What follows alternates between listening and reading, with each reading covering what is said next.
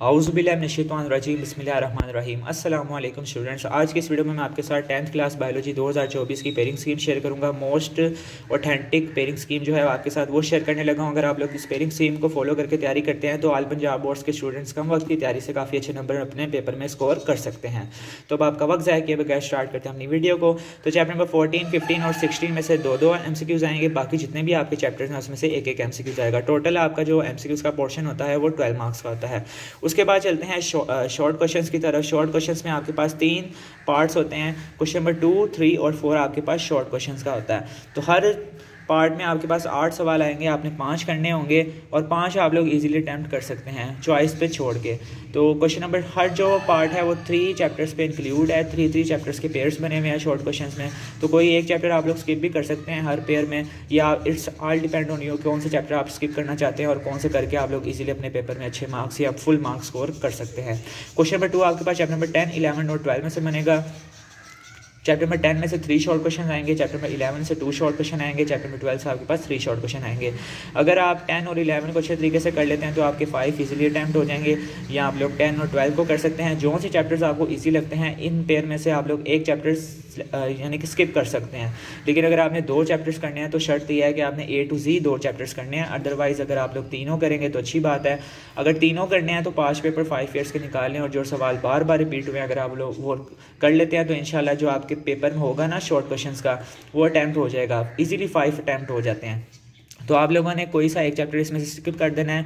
तो ये आप पे डिपेंड करता है कौन सा स्किप करना है कौन सा नहीं करना। 5 पेपर्स को फॉलो करना है और जो इंपॉर्टेंट क्वेश्चन सर आपके मार्क करवाते हैं बुक पे वो आपने उनको फॉलो करना है। और अगर आप लोग एक चैप्टर स्किप करना चाहते हैं तो 2 चैप्टर्स आपने A to Z कर लेना है। तो इंशाल्लाह आपके 5 क्वेश्चन इजीली अटैम्प्ट हो जाएंगे। ये आप पे डिपेंड करता है।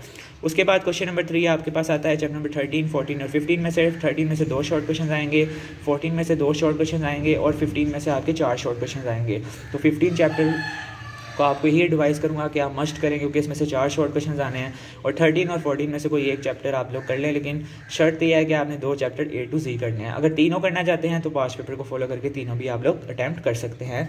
जैसे आपको ईजी लगता है वैसे आपने करना है। लेकिन अगर आपने पूरा साल नहीं पढ़ा तो आप लोग 5 पेपर को फॉलो करें। हर चैप्टर के 5 पेपर के सवाल निकाल के वहाँ से तैयारी करेंगे तो इंशाल्लाह आपका पेपर अटैम्प्ट हो जाएगा, ईजिली पास हो जाएंगे। क्वेश्चन नंबर 4 आपके पास चैप्टर नंबर 16, 17 और 18 में से आएगा। 16 में से 4 शॉर्ट क्वेश्चन, 17 में से 2 शॉर्ट क्वेश्चन और 18 में से आपके 2 शॉर्ट क्वेश्चन आएंगे।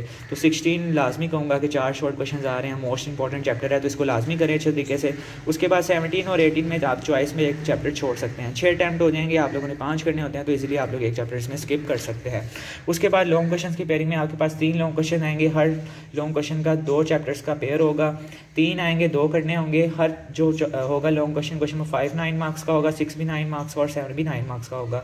तो क्वेश्चन नंबर 5, 6, 7 लॉन्ग क्वेश्चन होंगे। क्वेश्चन नंबर 5 आपके पास चैप्टर 13 और 11 का पेयर होगा। क्वेश्चन नंबर 6 आपके पास चैप्टर नंबर 14 और 12 का पेयर होगा। क्वेश्चन नंबर 7 आपके पास चैप्टर नंबर 18 और 17 का पेयर होगा।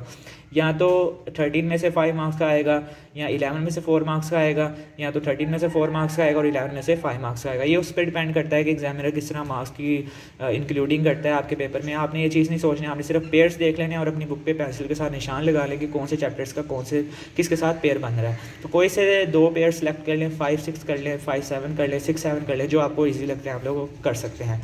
अब लास्ट पे मोस्ट इंपॉर्टेंट थिंग कि आप लोग 10th क्लास की बायोलॉजी में किस तरह इजीली पास हो सकते हैं। तो आपके पास 10 से लेके 18 तक चैप्टर्स हैं, ठीक है। आप लोगों ने कोई से 3 चैप्टर सेलेक्ट कर लेने हैं, बाद में बताता हूँ। पहले मैं आपको वेटेज बता देता हूँ कितने मार्क्स का पेपर कौन से चैप्टर से आ रहा है।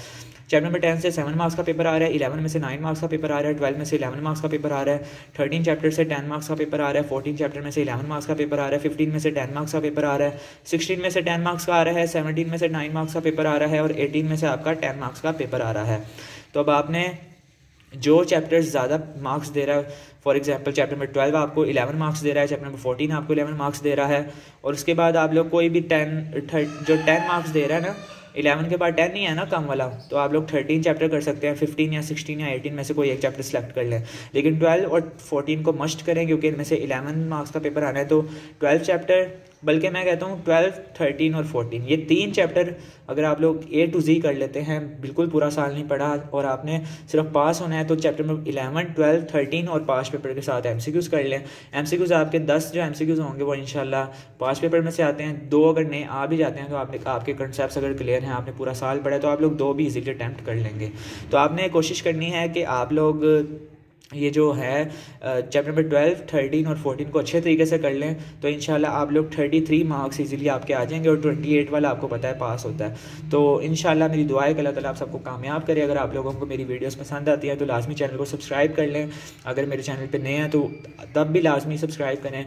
तो मिलते हैं नेक्स्ट वीडियो के साथ। लास्ट पे एक ही दुआ है कि अल्लाह ताला मेरी अम्मी को जन्नत फिरदौस में आला मुकाम अता फरमाए। तो आप लोगों ने मेरी अम्मी के लिए बहुत ज़्यादा दुआ करनी है। और कोई भी इंपॉर्टेंट गेस्ट है 9th 10th क्लास का, इंशाल्लाह कोशिश करूँगा कि मैं शॉर्ट वीडियोस में उसको अपलोड कर दूं। तो मिलते हैं नेक्स्ट वीडियो के साथ। तब तक के लिए अपनी भाई को अपनी दुआओं में बहुत ज़्यादा याद रखना है। अल्लाह हाफिज़।